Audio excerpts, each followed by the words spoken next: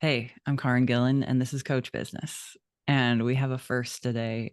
This is Jen Liddy's third time on the podcast.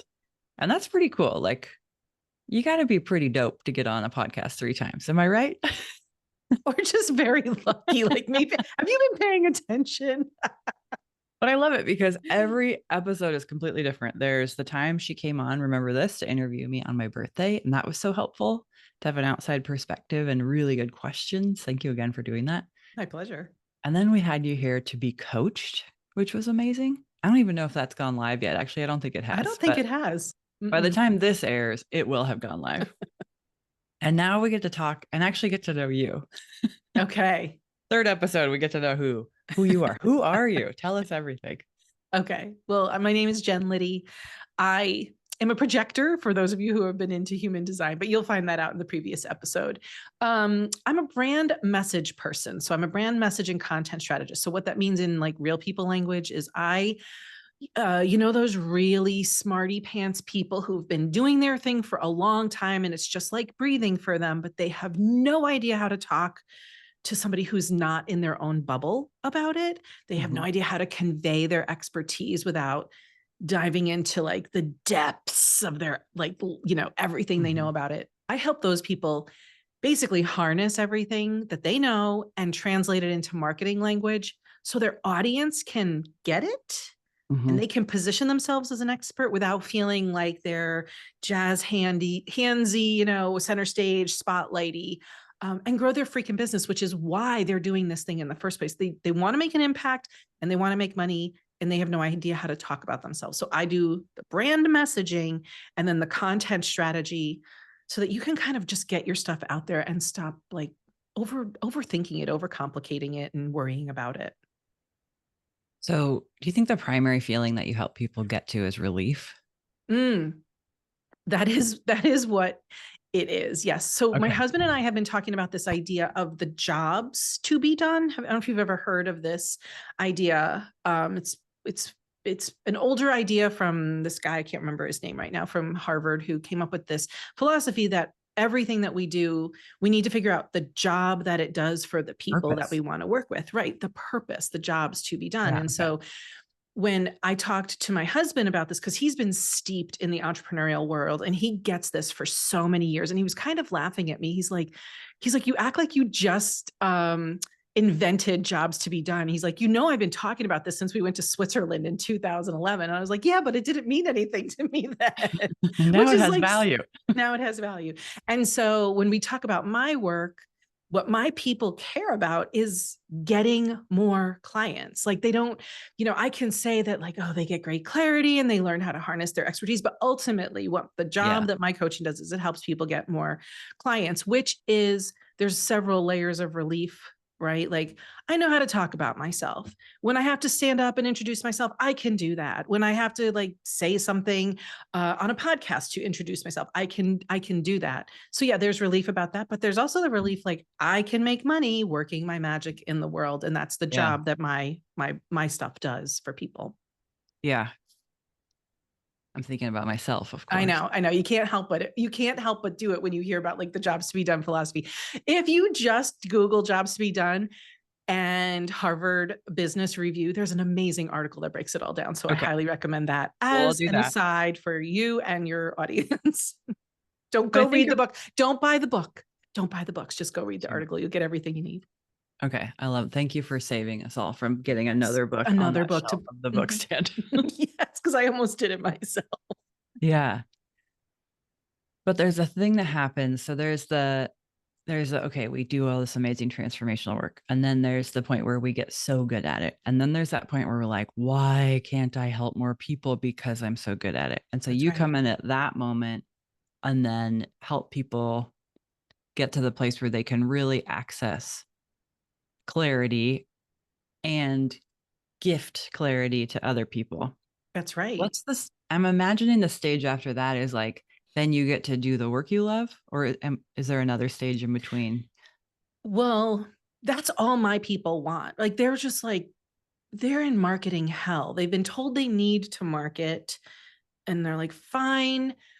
Then they spend money either on a course, or maybe they even hire it out to, they think they need a social media manager, or maybe they need a copywriter, but often they haven't done some foundational work in, okay, I don't know how to talk about my stuff so that my audience understands it and gets it, and that it resonates with my audience. So before you hire it out, you really want to figure out, like, what is my message? What is my brand voice? And then how do I want to use it strategically? So they're in this marketing hell. Once you've got your message clear and you know how you want to say things, that means that anybody else you hire can use that. Like, you could hire a copywriter, you could hire a marketing firm, you could hire a social media manager, you could hire a virtual assistant, and they'll all now know, oh, this is the path, this is what we're talking about, these are our messages, this is our messaging, this is the voice. Like, it's all just so clear and everybody can use this stuff.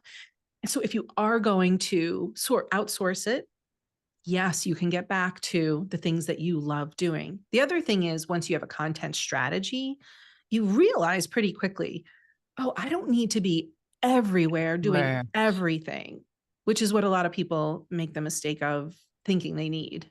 Yeah. Because being everywhere in the wrong outfit doesn't help anyone. That's right. And yeah, if you're not saying what you need to say, it doesn't even matter where you are. So Right. that's why we do all of that work before we develop your content strategy. But, ultimately people want to get back to doing the stuff that they're just magical at doing. Yeah. Please. Yeah. There's a certain amount. What's the amount that you see being important before you work with someone? Because there's, in my mind, like you have to go out there and kind of be in marketing hell for a little while Yeah, you do. to understand this is who I'm talking to. This is not who I'm talking to enough. So there's like, you have to do enough of it to get to work with you and have it be valuable. And then the work with, you don't want to work with Facebook ads people, copywriters, any of those people until you have the clarity that you help people get. So how much hell do we have to go through? That's a really great question. I think it depends on your tolerance for do-it-yourselfness. Uh-huh. Like, some people want to throw money at it, right? They're like, I'll just hire it out and it won't be a problem. And I see this a lot with, like, say a doctor, an MD who's like got this incredible expertise, and they want to grow like a course, right? But they think they can just throw some money at it and help, like, women in menopause, say. Mm-hmm. Okay, that's like a huge, huge, huge swath of people, women in menopause. And so even if you're throwing money at it and you're just hiring people to do it, it doesn't necessarily guarantee that you'll be successful, because there's so much nuance just within that one realm of women in menopause. So that person, although they think they're throwing money at it and it should be solved, it's very possible that they won't have bumped up against um, the problems of being in marketing hell long enough to know, like, oh wow, women in menopause is just not specific enough. Mm-hmm. And they might not believe the expert when the expert tells them, actually, women in menopause is too broad. Mm-hmm. They might not believe that person. So it's a matter of, like, there's a lot going on here, right? Like, how coachable are you? How much are you willing to believe that this marketing person knows what they're doing? There's just, I really think it's very personal how much, I don't even know if I'm making sense, but I really think when you're in marketing and you're bumping up, you're just like, I don't know what's not working, but something's not working, versus somebody who's never been in marketing hell at all. And they're just like, just take care of this for me. And Mm-hmm. Checkbox. yeah. And if you're not coachable and open to the fact that marketing is such a nuanced thing, it's, yeah, you could bump up against a different kind of hell. Then you could hire a bunch of people to do it for you, but they might not get you the results that you're looking for, because it still might not be nuanced enough or personalized enough to work with the specific people you want to help. Okay. So Is go that through. clear? I mean, I feel like I Yeah. just said a mouthful. Well, you said you have to go through some of the hell to get a little bit of an understanding. One, to value what you do and Mm, the clarity it can bring, but also so that you really have an understanding of some of the guardrails that exist for you. Like, yeah, yeah. one of the things that I've experienced is I'll get to a certain place where I'm just ready to be done. And I know it's still not quite right, but I'll tap Yes. out. I'll Yes. be like, Yes. yeah, we're going to go do all that. Okay. Like I can move forward from here. And then that's why things like, the podcast was called The Remarkable Life. podcast because that was a big enough container for me, but it wasn't specific at all. Mm-hmm. Right. But then Mm-hmm. I finally got to the point where I could be more clear. And, Yeah. that is marketing hell in a way. I wonder though, I think we all go through that because even myself as a marketer for years, I just worked with solopreneurs on their content, which is a ridiculously vague thing to Yeah. say. It's Yeah. so different than saying I work with service-based providers who have been in their expertise 5 to 7 years at least, who Mm-hmm. don't love being in the spotlight. Like now I'm just kind of So narrowing. clear. Yeah, it's much clearer than just saying I work with solopreneurs and content. And I said that for so long because I thought that it would make people go, "Oh yes, that's me. I need you." But actually because it was so broad, it was like I was trying to talk to every solopreneur who needed content, which is way too generic. Mm-hmm. So it's almost like you get to, okay, this is the title I'm going to give it. This is the work I'm going to do. I'm going to put it out there. And then you bump up and then it works for a little while until it doesn't. And then you have to tweak again. And Mm-hmm. if we can all adopt this, I would say maybe it's a growth mindset of no matter where we are and what we're putting out there, it might work for a little while and then it won't. And then we sharpen again. Yeah. And like I think it's Yeah. always, it's not necessarily a pivoting, it's not necessarily a blowing it Deepening. up, but it's a sharpening Yeah. of getting like clearer and clearer in who you help or how you speak about it. So at some point or another, we're all going to bump up against this. Yeah. Yeah. And I've seen it happen. Like there's low hanging fruit in every iteration of your business. That's a good And point. so you're going to get the low hanging fruit and then it's going to start to feel like crickets That's because right.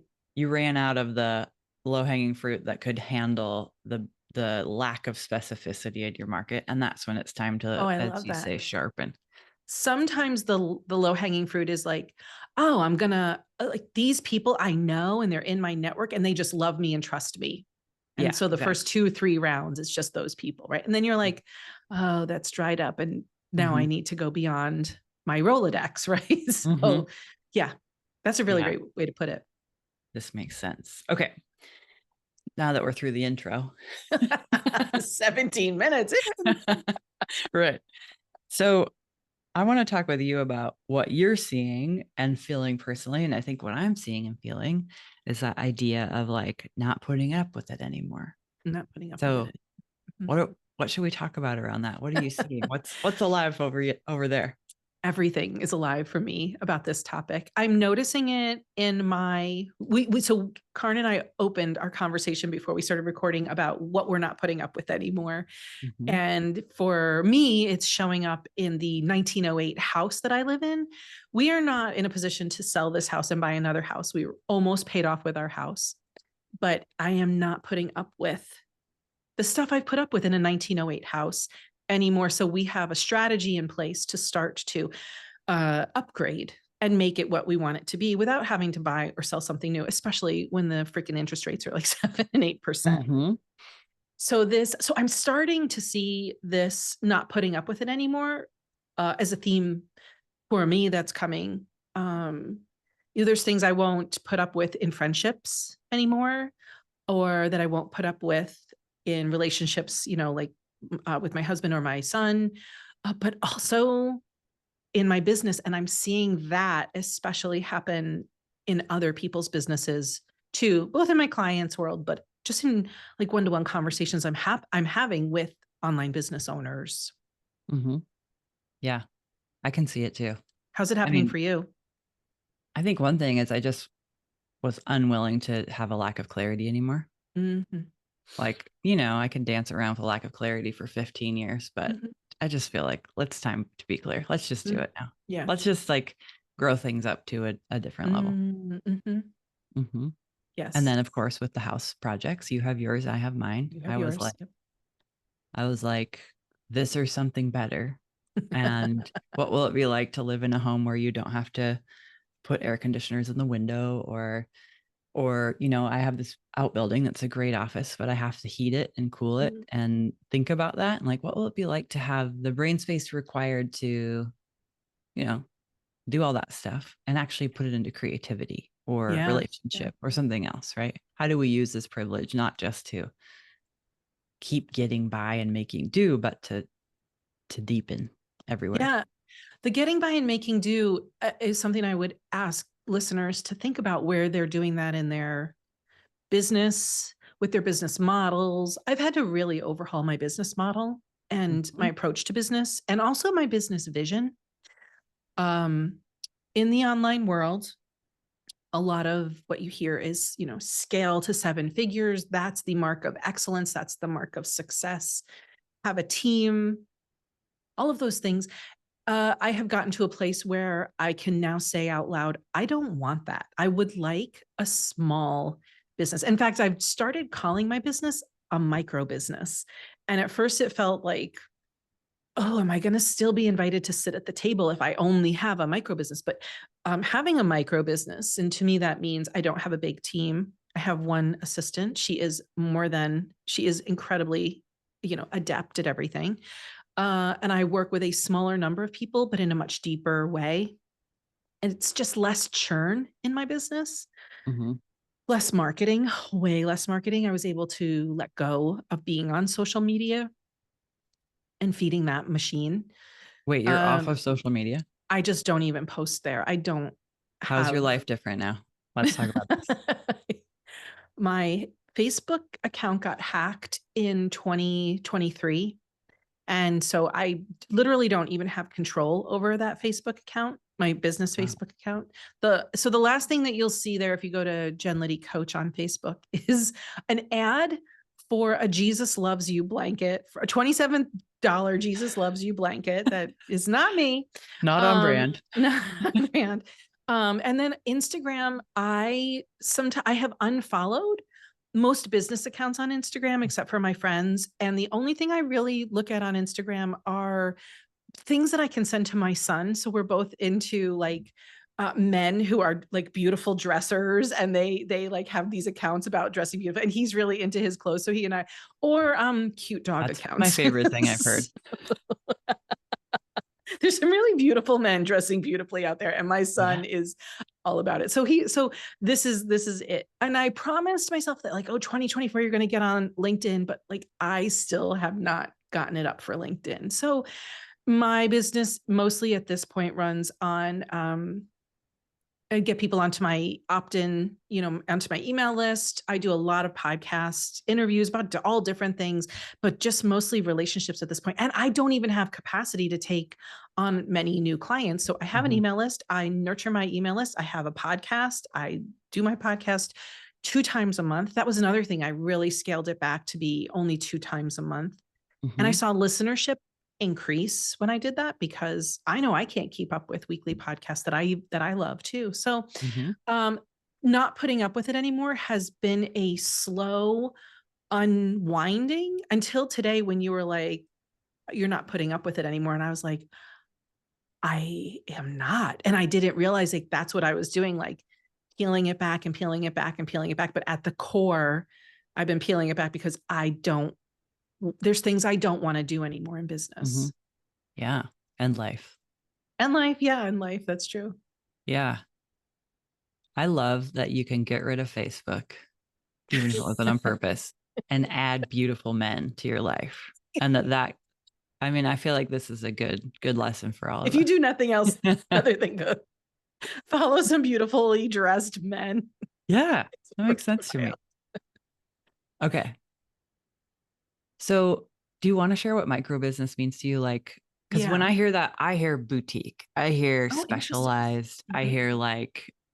I hear an owner operator who's doing exactly what she wants to do and doing it like it's unscalable. It Mhm. includes beauty and spaciousness, and like you're going to send personalized gifts instead of everybody getting a pen with your logo on it. Like, but what does it actually mean? Like what you literally just described. Okay. It required me to really whittle down what I do with people. So how I talk about my work. And there's kind of 3 lanes that I work with people in.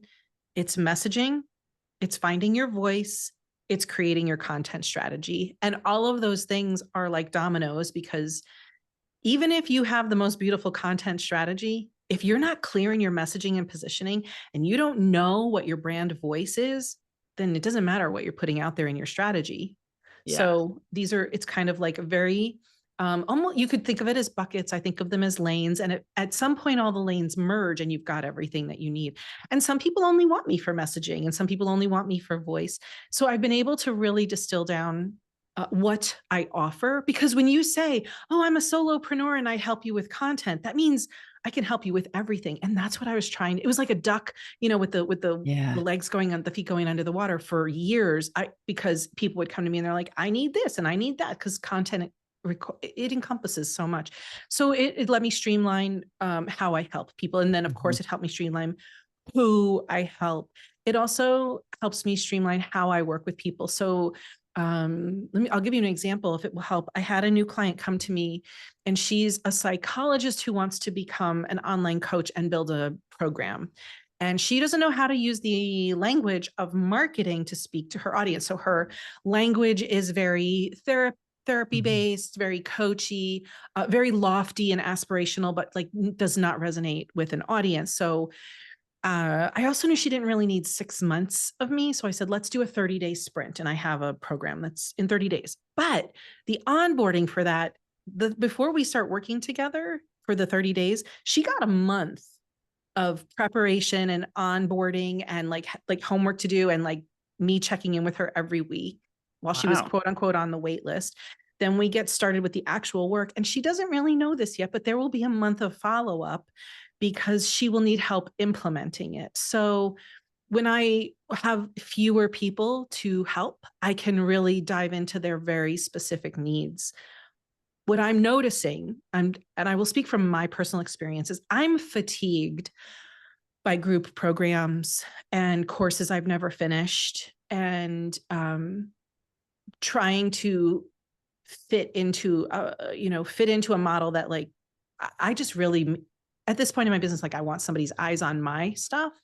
So I think there are people out there like me who really want things to be personalized, customized, and feel like somebody's paying attention. Yes. Um, and almost like the $2,000 that you might spend on a guru's course, you could really imagine what you could do if you paid somebody to work with you at Mhm. that, one to one with that money, how much further you could get. I think we've been sold, especially things are changing in 2024, 2023 started. You know, the this is the way I did it. I got successful this way here. I put it into a course. Now you go do it. I don't think that model, I don't see that model working in the same Mhm. way that it used to. And I think people are fatigued from that. So when I say a micro business, I get to do all of those things and really know the person and customize it for them. I also hear a laser business. It's like you're Mm, not putting out big floppy offers anymore. no. Yeah. Mm-mm. So, Yeah. yeah. When I say 30-day sprint to somebody, their ears just prick up. They're just like, now, often on the other side of the 30-day sprint, they're like, this has been incredibly helpful. How can we still continue to work Mhm. together? And there's an option for that, but people really just they want support, they want clarity, and then they want to get it Get in, implemented. get out.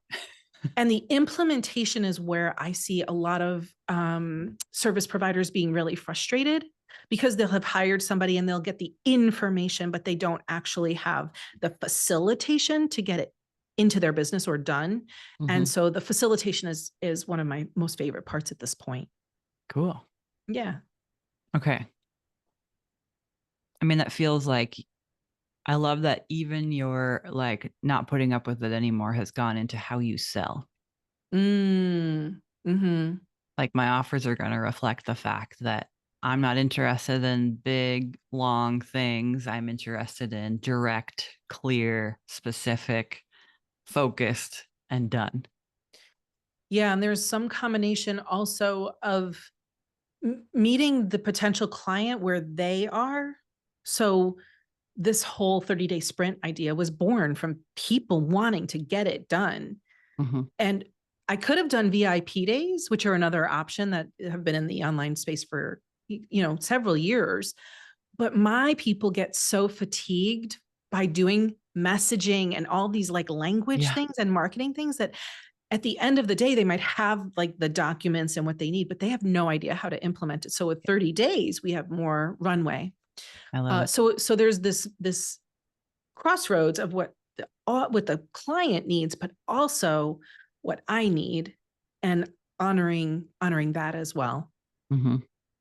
Very cool. This makes sense. I'm glad. What do you think's possible for all of us if we all stop putting up with it?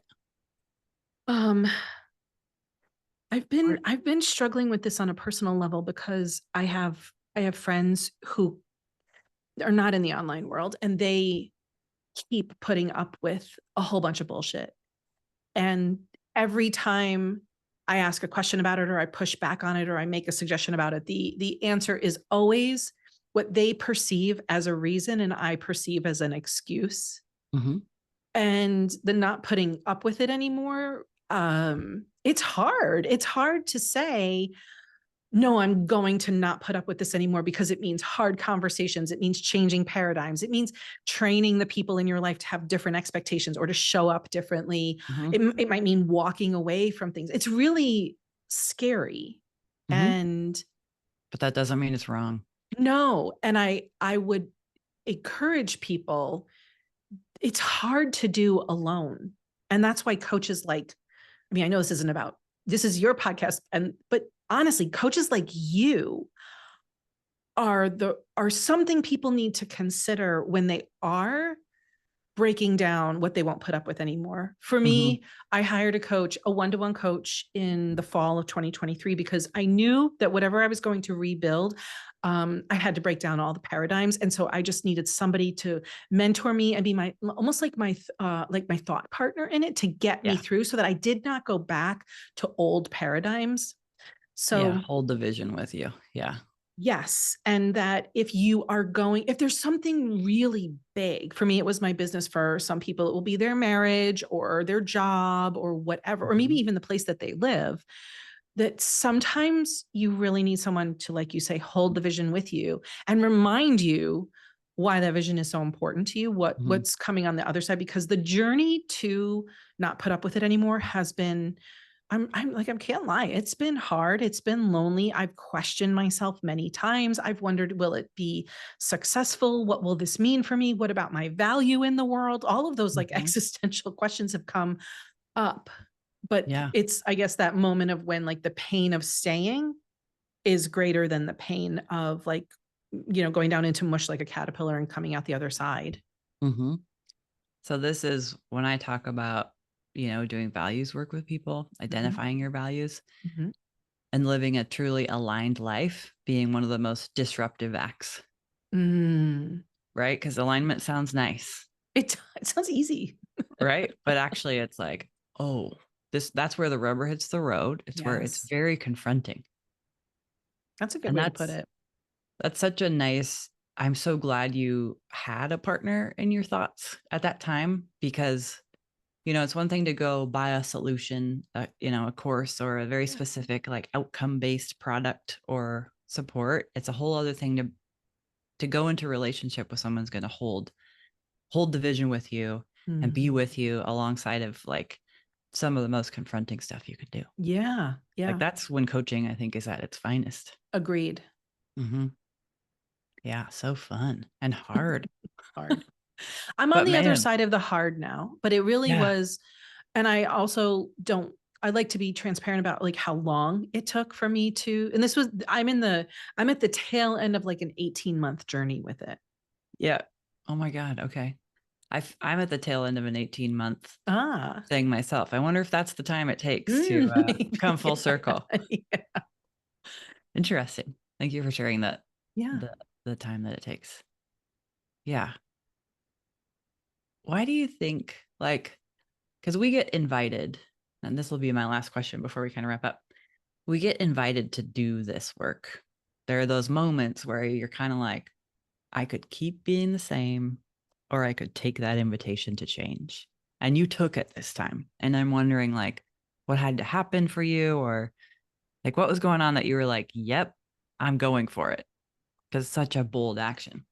Uh, it was getting sick of burning out. I saw Oh. there's always in my life, there is a pattern of burning out. And I always think like it's something external. Like when this stops, I won't be burned out anymore. So then I get into the next thing and I'm like, oh, here I am burned out again. Oh. And I got sick of that pattern. The pattern interrupter this time was external because there was a thing that happened in my family and my family really needed me. So I actually needed to scale back my business. And then I saw, then I saw everything so differently once I had to let go of it and scale it way back. Mhm. And I was like, oh God, this feels so good to not have to worry about this anymore. I love not being on the precipice of burnout. I love not churning every single day.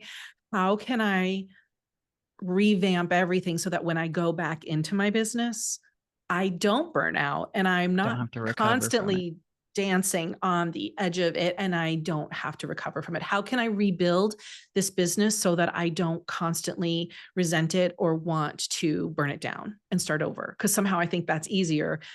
And so I just had to confront the patterns about what I was complaining about and feeling all the time. Mhm.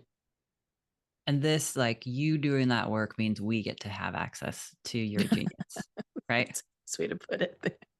And that's true for everybody, right? Like how Uh-huh. much more I'm literally, as we're having this conversation, I'm thinking about somebody who needs to revamp some things and how much different her life could be if she was willing to do this like hard work now, because on the other side, there's so much more ease, but it is a hard journey to go through. Mhm. Yeah. And like what her family and what her community could have from her.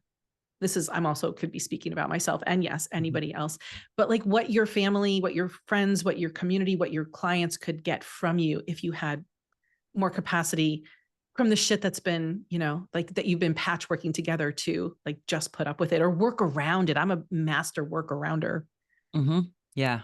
Just because we can make it work doesn't mean we should or need to or have to. but we're so good at it. So we keep doing it.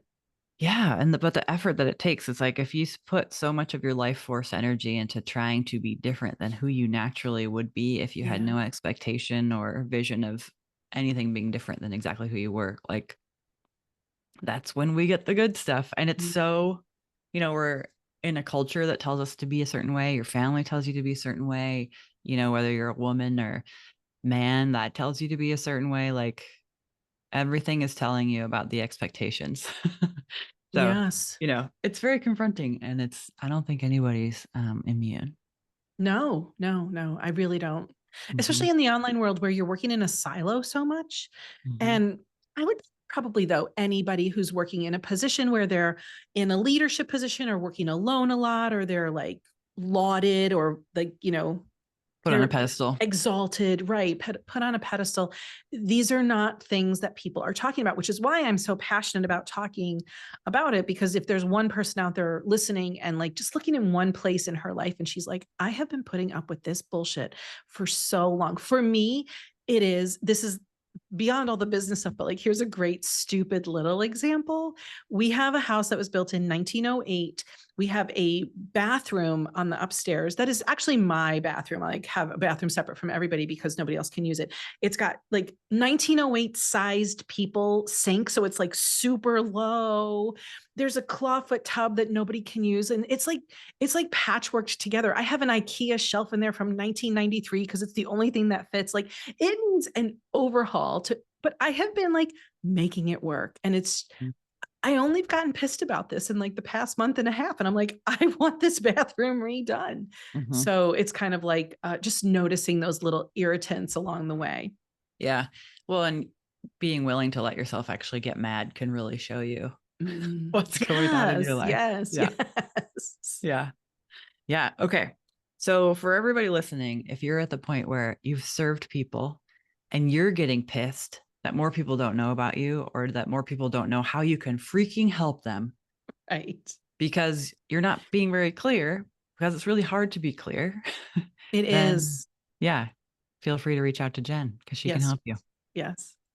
Yeah. I have a I have if you have any DIYers in Mhm. your audience, there's a thing I created. It's a resource called the Backstage Brilliance Marketing Toolkit. It's basically like it's strategies and 21 content prompts that take the focus off of you so that you don't feel like you're spotlighting. And they can get that for free using the code of your first name, Caryn, if they go to jenliddy.com. So if you've got people who want to learn how to speak to their audience without feeling like all spotlighty, that might be a good place to start. Or my podcast, the Content Creation Made Easy podcast. Beautiful. Thank you for sharing that with them. Yeah. Yeah. Cool. Okay. And we'll have your links in the show notes, everybody. Beautiful. Jen, thanks for coming to talk about business and how confronting business can be to make us who we are, and for sharing candidly what it's been like for you. Thanks, Caryn. I appreciate you having me on. Yeah. I'm sure we'll have you back because now we have to have a fourth interview at some point. You're so funny. Bye. I feel lucky. I feel lucky that Jen chose to share everything she shared today, because people don't have to share that stuff.